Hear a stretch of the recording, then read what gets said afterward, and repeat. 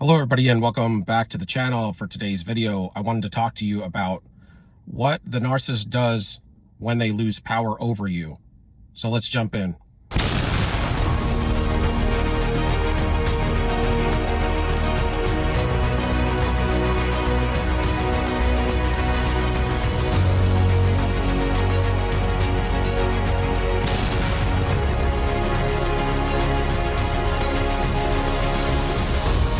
You leave the narcissist, and especially if it's unexpected, but it doesn't really have to be. It makes it worse when it's unexpected because it's a big failure to them. It's definitely a narcissist injury. It could lead to a narcissist collapse. But when you're especially done with them, it's not just to leave them, but when you have finished cycling with them, you're tired of the negative reaping and the cycling that's been going on.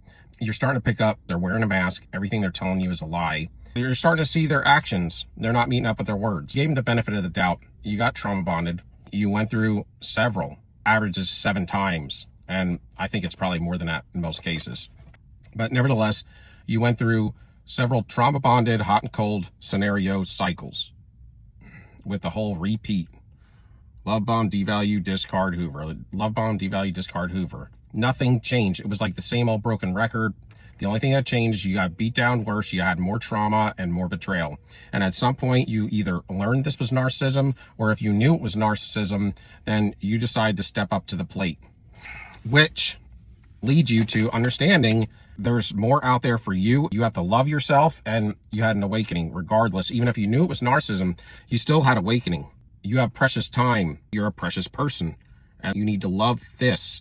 For far too long, empaths out there, like myself and all y'all in the collective here, I have been listening to all the people around us, and I've been on a constant effort to increase. There's one of them loud cars again. I've been on a constant effort to increase, not necessarily focused on financial gains. I have been. Focuses on me, my relationship with the Lord, my relationship with y'all, the people out and about, and to see toxicity and know how to deal with it. To have influence, good influence, even while I'm doing that. But nevertheless, to be a better example than I have been in the past. So you may have been through all these cycles with them, and something happened that sparked your awakening. Studying, and you finally decided at some point to drop this individual, to go inside and heal, and that's probably where you are right now. And that's a tough road, but it's rewarding. Everybody is searching for the easy button or the easy pill. Those are things that never work. They're out there searching for them all the time because they're the hardest things to do.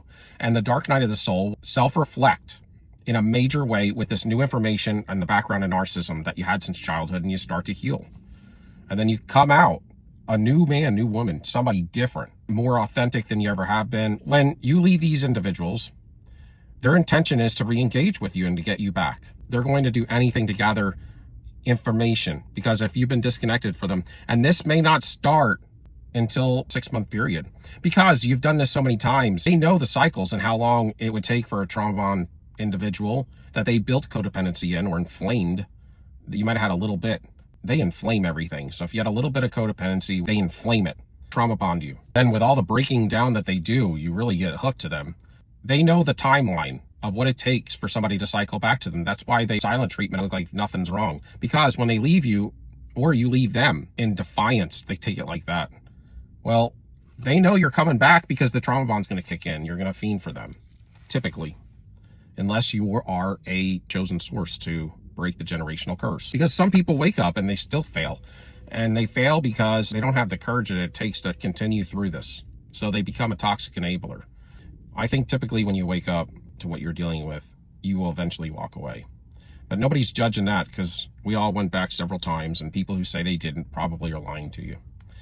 But their intention is to get you back, but they're not going to do it until about a 6-month period. A lot of times you will come crawling back to them, or not cut off contact to them and let them breadcrumb you and heat check you and be able to get in touch with you. You know, 5 minutes with a narcissist when you're in that susceptible time period, coming off the rumination, it takes them 5 words to get you back. You're still spelled into the trap. That's why you have to go no contact. So if you're not going to go no contact, I wouldn't say you're wasting your time, but making it much more difficult, drawing it out longer. Gather information. The flying monkeys are going to be heavy. They're going to smear you. They're going to smear you first, your smear campaign and character assassination to anybody that they know that you know. And basically what it is everything they did to you, they're telling everybody you did it to them. Because when they leave you or you leave them, regardless, you've been projected upon and you've accepted a lot of their negative energy. So technically they are wearing your identity and you're wearing their identity because you accepted it, because you got reactive or you got acceptance of the guilt tripping and all of that. And you accepted to give your energy away through covenant, contract, and consent. And that's what you got to learn as well, is no contact, no consent, door slam. What they will do is they'll gather information, they'll manipulate to get you to come back through other ways because they're too prideful to come to you. For them to come to you is way too thirsty for them. They don't do that. They don't bow down to you. That's how they look at it. They want you to always bow down to them and let them give you a treat and then hit you with the stick. They're going to play the wait game, and they know they got you ruminating, and they know they can get you back typically with just a few words. They don't feel like they actually lost you until you get to a 6-month period. Because at that point, they know that that is not normal. Something's not right when you get that far. That is a red flag to them that you're healing. They may not be able to get you back. It doesn't happen very often. A lot of times these narcissists can keep these empath sources forever. Most of them don't awaken. And if they do awaken, it's kind of partial. It's kind of like they're fuzzed up, but when you don't have a title to put to something and then start to be able to study it and break it down, it's very difficult for you to stand on firm ground. So for this to have occurred, for you to wake up or get sparked this awakening and have your intuition come back on board as heavy as it did, this is divine intervention from the Almighty. They're going to smear you and see if you can interact with them. Come back and try to fight with them. Because a lot of times a smear campaign is also to get you to come back. It's kind of like, you're not talking to me, you're going no contact. So if I say enough bad stuff to you and create mayhem over here, you're going to have to come to me and say, why are you telling all these lies about me? And do it like that, like a reaction. And especially if you do it in front of their friends and people that they know and you know, you're going to look like you're them. Again, like exactly what they said you were. So you want to just let it go. Anybody that believes the smear campaign, character assassination, then you don't need to know them either, because they're going to be toxic as well. And they're going to lack truth and understanding, typically. Anybody that believes it, just jot their name down and put them as a flying monkey. Or toxic, whatever you want to do. But those are people you want to drop from your life. When you wake up from this, you want to drop all family and friends. If it's family and you can't stay away from them, just keep them at a far distance. You see them less. And you see them in different locations, like maybe meet them at a restaurant instead of meeting them at the house to eat dinner or something. Because at a restaurant, they can't act stupid. Or bring a buffer with you, a friend, so they can't act stupid in front of the stranger. Or you'll feel more comfortable and you'll have good counsel if anything was to occur, because that individual got your back. But they're going to get their flying monkeys to help them with the smear campaign and get you to react and come back, so then they can reel you back in when you come to question them about all the lies they've been smearing you up about. Leave it alone. Just let it settle, because the worst thing you could do is walk right into their trap to get ensnared with them, because you can't combat a narcissist like that. Plus, you're going to be heavy in ego coming off of this relationship for about a year. And that's with putting hard work in. You're going to be starting to feel out energy. You become somewhat of a superhero with this stuff compared to whoever you were. And don't worry about them messing up your character and smearing up your name, because once you get done healing, you're going to be so different. People will know they're a lie. Almost like rebirth, really. They're going to do that first. Of course, they're going to be with other forms of supply. So they got to go through all of their harem. They got to filter through all their harem before they're even going to be curious about you or concerned or even missing you, because they don't have love. So they don't care about you. They only care about you when it's your turn in the harem garage to be picked up and treated like crap, because they've ran through everybody and it's your turn to cycle because you got the most energy. If you don't come back, they're going to be calling you and checking up on you. And if you go completely no contact, they won't be able to do that. So they won't know. You want them to know nothing about you. And if you can create no problem and just blend in, this is your time to heal while they have forgotten about you. Because they're coming back. They never disengaged with you. That was never the plan. The plan was to go out and cycle with new forms of supply and the old forms of supply that they got in the garage, and then to come back to you. They were never going to leave you forever. They just want to have their cake and eat it too. They just want to be able to screw everybody in the world and always be single or look single. That's why they're always showing pictures with nobody but themselves in it, or if there's somebody else in it, it's their brother or somebody in their family, their cousin. somebody that they have an easy excuse to explain who it is. You got to stay off their social media. This is how you get strength. You talk to nobody. If a flying monkey comes to you, just say, oh, I don't have anything to say about any of that. I just would wish not to discuss it. Because they're going to go right to the narcissist and give them any information. This is the deal. The more you talk about the narcissist, the more you start to get in your feelings of wanting them back. They send the flying monkeys out to ask questions and to gather information, data about you. So they'll come around and they're going to act like your best friend, and they're going to ask you what happened between the two of you. This person's talking about you, and they always have a matchmaker, somebody who hangs out with them and they bill their guts out, and then the matchmaker goes to that person directly and tries to play on their emotions. Now, that person may not know what they're doing, but the narcissist knows exactly what they did. They'll have the flying monkey come out and try to talk with you, so you just don't want to talk to them. Anybody that knows narcissists, you want to drop, and you don't want to talk to them. Just with little words, just a few words, and let it go. Any gifts they gave you, put them in a box and throw them in the trash because they're cursed. Next, they will find a source of supply, and they're going to manipulate, especially the first one, that when they leave you, because they want to draw off your energy field in jealousy. So they're going to go to their new source of supply, of course, and they're going to be still devaluing you and trying to triangulate you through either social media and showing pictures, living their best life. They're going to show them going on vacations or anything that you ever wanted to have with them and you had wishes. They're going to fulfill them with this individual, this new form of supply, just to make you pissed off, jealous, and angry, whatever.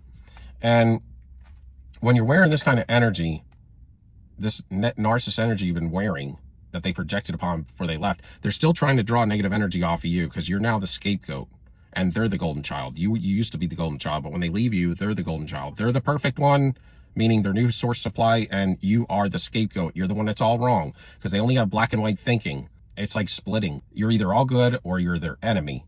When they meet a new source supply, they're always the one that's all good, and then you become the enemy.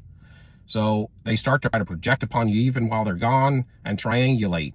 Like, tell that guy you're jealous of them or that you abuse them or anything. They tell wild stories of how they're the victim. And a lot of times you don't want to go and tell the new supply they're a narcissist because they're not going to believe you. And in fact, they've heard so many bad things about you, they may want to fist fight you. So you just want to leave it alone and heal. It's none of your business. You're not going to change anybody's mind. They hate you. Or they're an old source supply they went back to and they're already toxic. And chances are they're a narcissist. So it doesn't matter what they're doing. You don't focus at all on what they're doing because you're going to be ruminating and thinking about them a lot anyway. But they're going to try to triangulate you and get you jealous somehow, some way, through people, through flying monkeys, or if they can talk to you. And anybody they can triangulate you with, you want to leave that alone. Basically, you want to treat the narcissist like a big gray rock, just like they say, gray rocking. So you want to go no contact, and anything involved with information with the narcissist, you gray rock it. You just toss it aside, man, because it's all lies anyway. They're a big lie. They may look like a human, but they're a lie. They're like a cardboard cutout. So if that doesn't work, then they're going to be on social media showing their best life and all these great pictures. But typically they don't have anybody that they show, like a new source supply. That's my experience. Now, a lot of people online will say they'll have their new source up there. Sometimes they will. It depends, but typically it's usually just them. So it looks like they're single. And if they have children, they don't even show their children because they want to look single, like completely available. Because they're hoes, man. They're hoes and players, whatever you want to call them. But they get around so much. They get all kind of STDs. They get pregnant and then have abortions that you don't know about. They're married a lot of times and they're living open marriages and they're both cheating on each other and they're cheating with other married people. It's horrible. When they get pregnant, they don't even know whose kid it is. That's how many people they're sleeping with. And chances are they always have, I would say they always have typically outside of you. So you and at least two other sources that they're sleeping with. And that's bare minimum, really. Because typically I think they like to have like 3 regulars and then anybody that they can have flings with. They don't have allegiance to anybody. So they will meet somebody at the mall and run home with them and have sex with them. And if they did get STDs, they will take their whatever, antibiotics or something on the side. You'll never know it. They'll send their flying monkeys out to by proxy hoover, meaning they'll talk to you and get you to come back to them and hoover yourself back. That's what they love to do. I call it the narcissist coming to you from around the corner because they never want to come to you direct. That way they can always manipulate any of that was done the way it was said to gone down because they're cowards and they control those flying monkeys like robots. That's why they smear you and have you come to them and try to make you look crazy and then hoover you back anyway. There's different things that they do, but all their tactics in the very beginning are to never come to you and to get you to come to them. Then they'll play the wait game if that doesn't work, and they'll wait as long as they can, go through their whole harem, and you should have come back by then, unless you've went inside to heal, which doesn't typically happen. So if you haven't come back in 6 months, they're going to start getting heavy on you. They're going to start stalking you. You're going to see them around places you frequent, just popping up. They may come to your house, knock on your door as a drive-by, a pop-up. You'll start seeing them every now and then, and they'll be looking funny staring at you. And it's going to be like a deadened stare because it's like the dark energy inside them.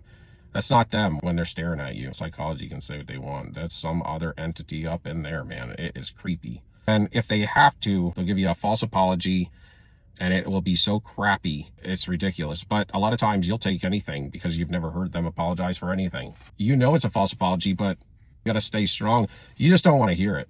You'll keep falling back into it until you get to a point where you get fed up. And they may try to love bomb you, come to you love bombing you, and in that mix of the love bomb talk is going to be something about they've missed you or they're blessed to have you in their life, all that stuff. And if that doesn't work, they're going to do the silent treatment and ghost you. So they'll play the silent treatment and ghost you as long as they can. But at some point, they're going to have to come to you face to face and talk with you, especially if you have them blocked and you have them blocked on email and social media and everywhere. They're going to have to come to you face to face and find out what the heck is going on, because this never happens. So if that doesn't work, they'll just go silent. And they may come to you periodically, every year or every couple of years, whatever. I don't know. But that's kind of how it works. But as you heal and you start to glow up, you're going to be a new person, and chances are you're going to lead them to a narcissist collapse or multiple narcissist collapses, and they're going to be the one that got away, and you're going to be the one that's going to be compared to, because you're going to be the best source supply they ever had.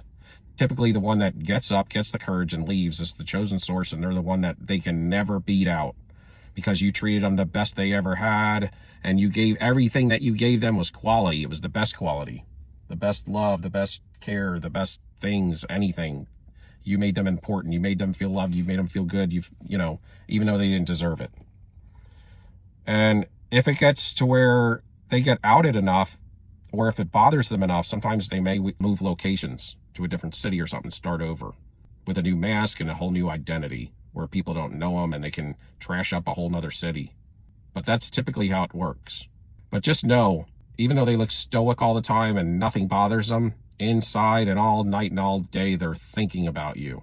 And a lot of times in their delusions, they'll think about how they're going to get back with you and marry you and have a family with you, how they're going to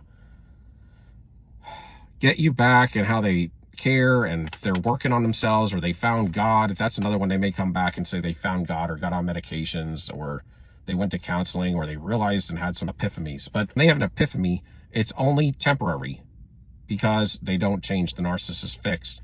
The only chance that you have they will change would be somebody who's an avoidant, may have some opportunity. But even those guys are toxic.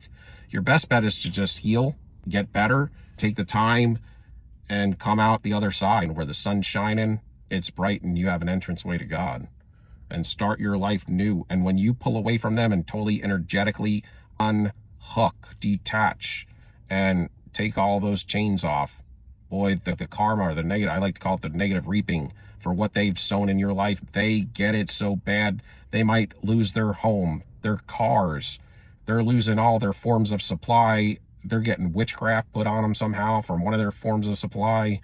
They are having abortions and getting pregnant and getting STDs. We have some sort of wacko illegal business that gets caught up with the law, and they had something that they were funneling money. Who knows? You know, they'll have money issues left and right. They'll have addictions. They have sex addiction. They all have a sex addiction. We can't control. They'll have multiple partners. They have all this where they change couples and threesomes. They have all kind of weird stuff going on. As lewd as you could think, it's worse. They'll be doing heavy drugs. They're hiding from you. They have financial difficulties, and chances are the financial difficulties is because they're doing such hard drugs, and they're a lot of money, and they cause a lot of mayhem in their life. But when you were in their life, the sun was shining for the first time.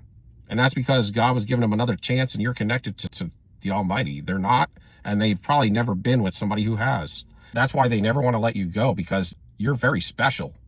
Maybe they don't care about you, but they sure do care about the benefits that came with you. And they can't just go buy that off a shelf. It's going to take them years. Chances are you're going to be healed up. But this is when that negative reaping starts to set in. That negative reaping is hitting them. It comes around on the back end. You can throw a boomerang and it flies out, but it comes back. And it may take a few years to come back. But it does turn around and come back and hit you in the back of the head when you least expect it. And it will destroy you. And usually it takes a while for you to detach. A couple of years sometimes to completely detach. But all along, the whole time, it's getting worse and worse for them. And they know it. And still no apology, because they can't give one.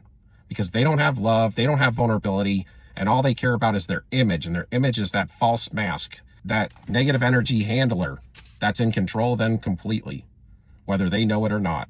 And that image, they want to keep it as squeaky clean as possible. They're jealous of you, they want to be you, and they want your life, your lifestyle. And they don't believe that you're deserving of it. So they try to steal it out from under you. And they'll tell you any lie in the book, y'all, to get you back.